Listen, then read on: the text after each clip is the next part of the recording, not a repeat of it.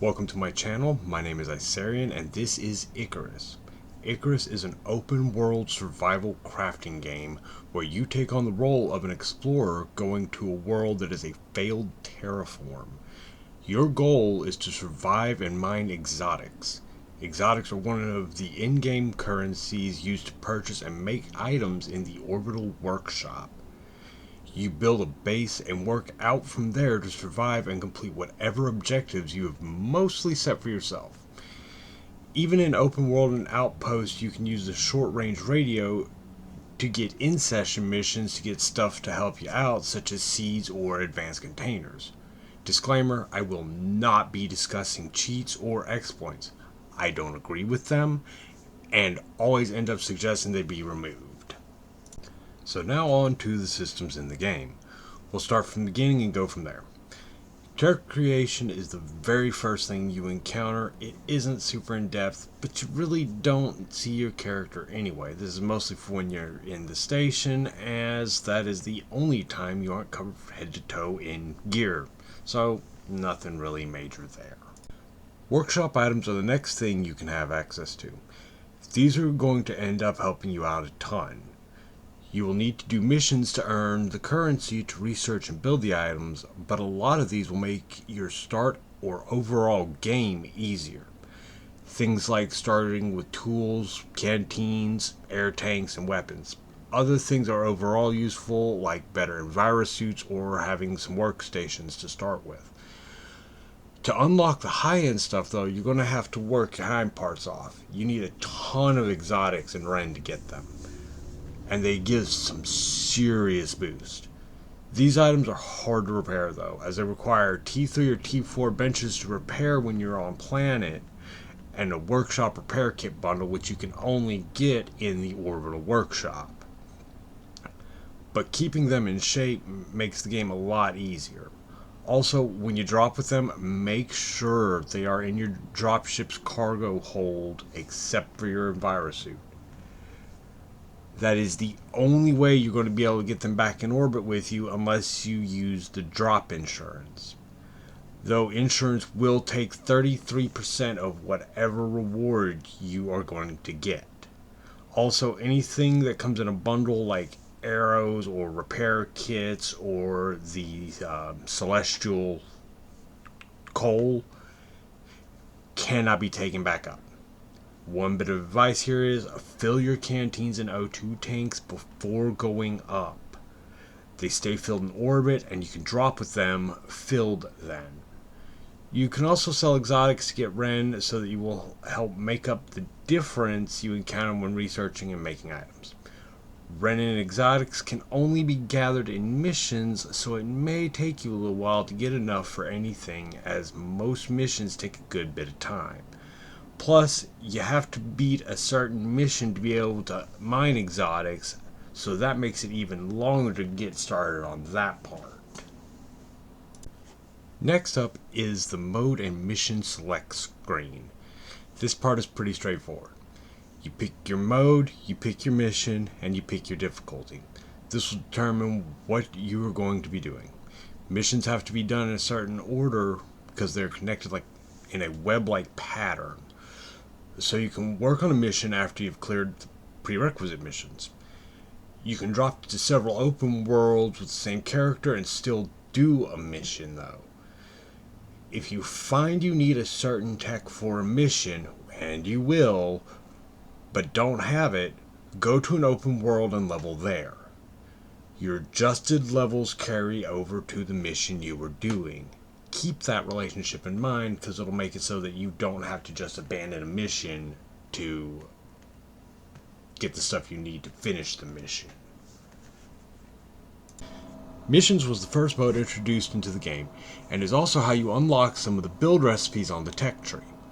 They are structured deployments where you go down with a time limit that is measured in real life time to meet certain objectives.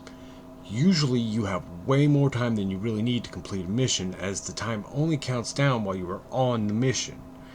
If you exit the session for whatever reason, the timer doesn't count down.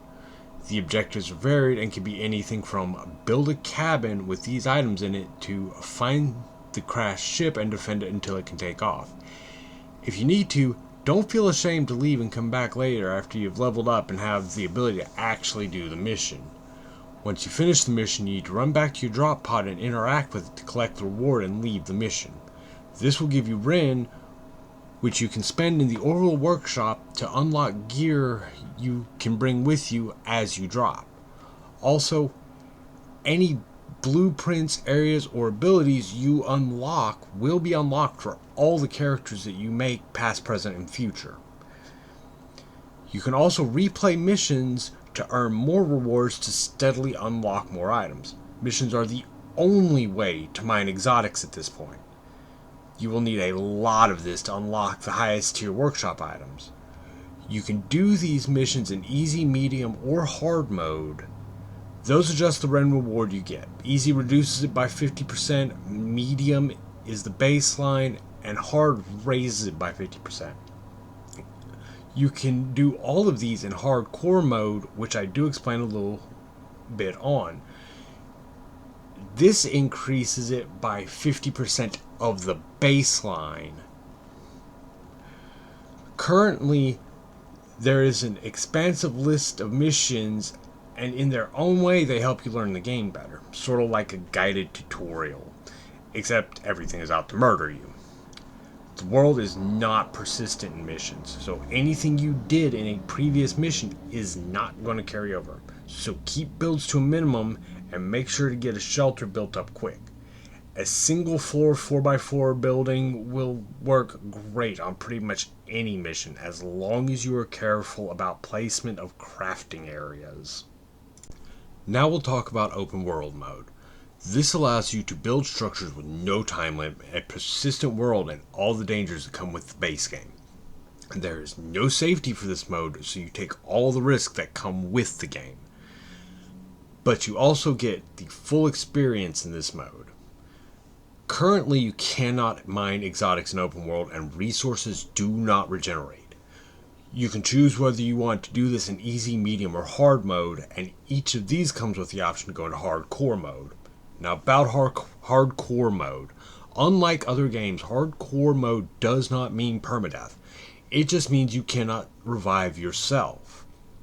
So if you're playing with friends, you can still be revived. Open world is a good mode for those who want to experience the survival open world part of the game, especially if you've unlocked everything you can in missions mode. There are no rewards in this mode, so you aren't going to be able to unlock anything in orbit. Use this mode to really test yourself, and take the time to level. You can go from level 1 to max level in this mode with no need to go back to orbit. A good place to go when you want to level for missions. The main complaint from players is ores don't respawn, so eventually you have to go further and further afield to get resources you need. But the fact that you can build super elaborate builds is great. Lastly is Outpost. Outpost is basically the same as open world, you just don't gain experience as fast. Resources do respawn, and you can set it for peaceful mode where aggressive animals just aren't.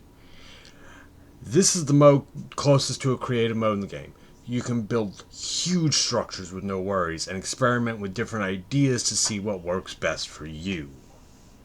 Now once you get to the surface, you will have access to the character menu.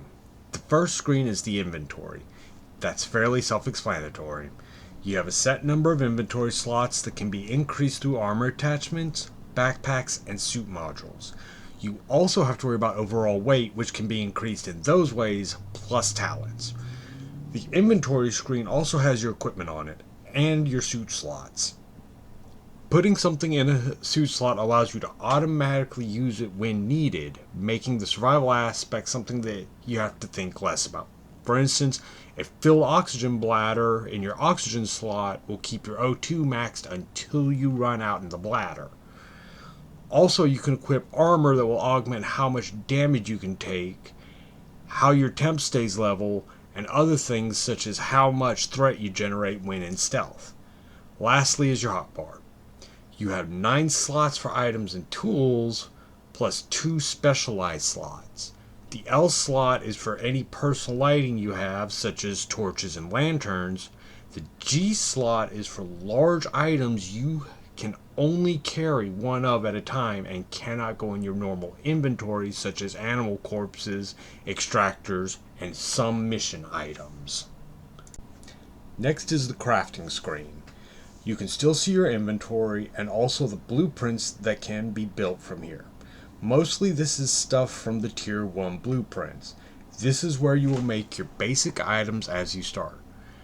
Bandages and suture kits, which are incredibly important, are also made here. This stuff is important because it is going to be your first steps to surviving in missions and open world. These will be the foundation for you to build upon. The same screen will show up when you interact with crafting benches, except some benches have an activation button in the middle. On to talents. This is where it gets complicated. You get one universal talent point at every level, and an extra at every 5th level. Every other level gets a solo talent point. The solo talent points are only effective when you are by yourself. They are to offset the advantage of having other people with you. The universal talent points are used to augment everything from survivability to combat to crafting modifications.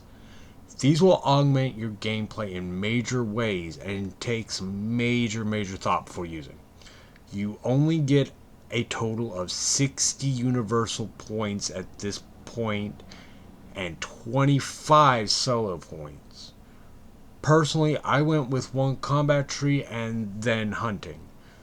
You should have enough to do a good deal of growth in 2 separate trees, but try not to spread yourself too thin here. The solo tree is kind of odd in that it really isn't divided into categories, but is a mashup of a lot of things. If you combine things right, you can make survival easy enough that you can get a good jump start on things. Now we have the map. It is exactly what the name suggests. A map that shows the terrain and height. You can double click to add a single marker which anyone on the drop with you can see. This allows you to mark where important spots are, such as deep ore mines and bases. You can also see where mission objectives are, drop pods, and your dropship. Use the map as you need to. It'll help you get from point A to point B. So that is a description of the major systems of the game. Now on to review.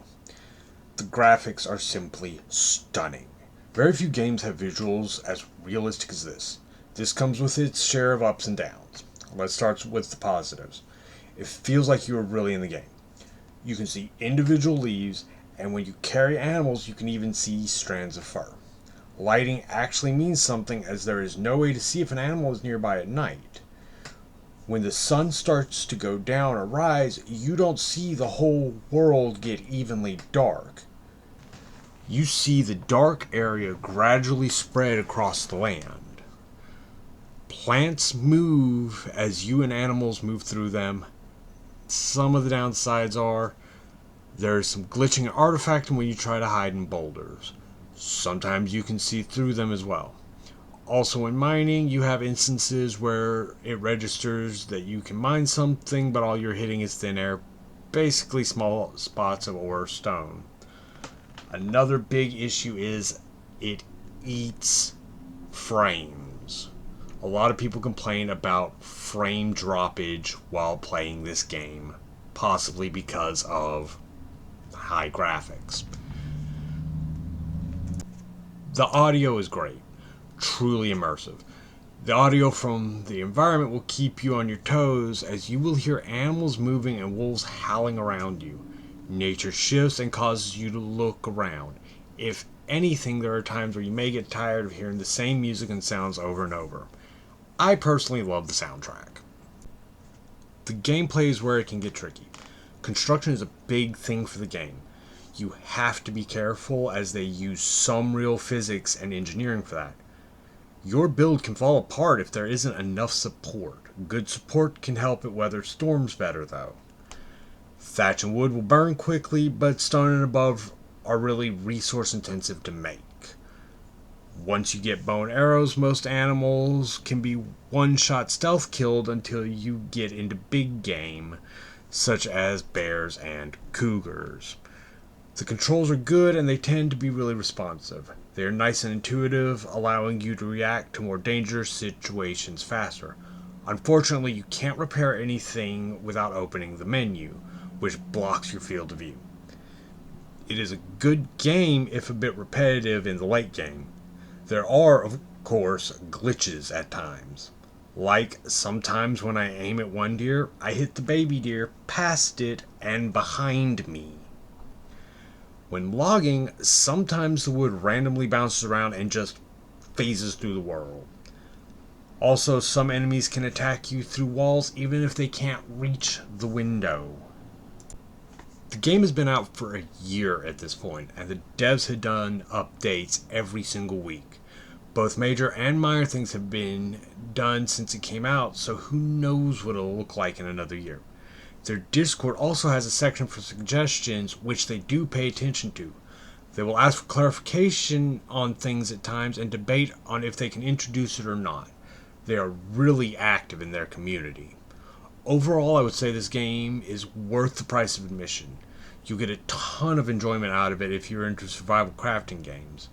You have a variety of ways to play once you finish missions, and with the modular building system, you can make epic strongholds with a lot less effort than in like a voxel building game. So this has been my review and summary of Icarus. I hope it helps you make an informed decision about whether the game is for you or not. I personally love this game and can't wait to see how much it grows. There are issues with it, but what game these days doesn't have issues and glitches? It is a bit light on story, but that may be resolved in the future. Hopefully this game gets a larger player base as time goes on. This is Isarian, and I hope you enjoyed this video. If you did, please like and subscribe so I know to keep making videos like this one.